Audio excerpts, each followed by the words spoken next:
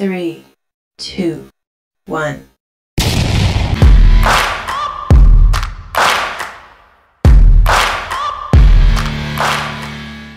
Good day sa inyong lahat mga Kabags TV, at ngayong araw po ay maglalagay po tayo nitong ating accessories na tinatawag na water bottle holder. At kung bago ka pa lang po sa akin channel mga bags, ay subscribe ka na and click the notification bell for more upcoming videos.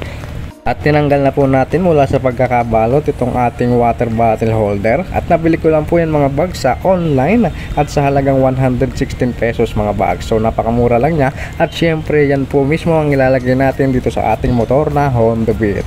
So malaking tulong ito mga bags, lalo na sa mga water bottle na ilalagay natin dyan mga bags, para nang sa gayon ay secure siya at mas madaling makuha. Syempre para nang sa gayon sa bawat biyahe natin lagi tayong hydrate, at kailangan lagi natin yan mga bags, para nang sa gayon syempre sa init ng panahon mahirap na, at kailangan natin na lagi tayong may tubig na dala para hindi tayo ma-dehydrate at lagi tayong healthy.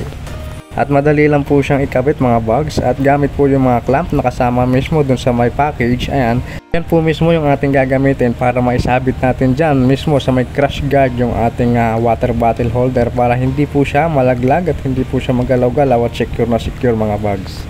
At ang maganda nito mga bags ay meron na rin po siya ang rubber na magiging stopper, para na sa gayon mas secure siya at mas mahigpit yung pagkakakapit niya doon sa ating crash guard. Meron na rin po siyang tools mga bags na kasama na mismo doon sa package. So ayan po yung allen na ginagamit po natin mga bags. At muli, kung bago ka pa lang po sa akin channel mga bags, subscribe ka na and click the notification bell for more upcoming videos natin mga bags. At kung mapapansin nyo po mga bags, itong ating motor na Honda Beat meron naman po siyang dalawang bulsa na mapapansin nyo po at makikita sa harapan po. Ayan, so yung kabilang side ay mas malalim siya kumpara dun sa kanan na side. At doon po ako naglalagay ng mga water bottle, kasi po mas malalim yung parts na yon at mas secure po siya na hindi malalaglag mga bags habang nasa biyahe.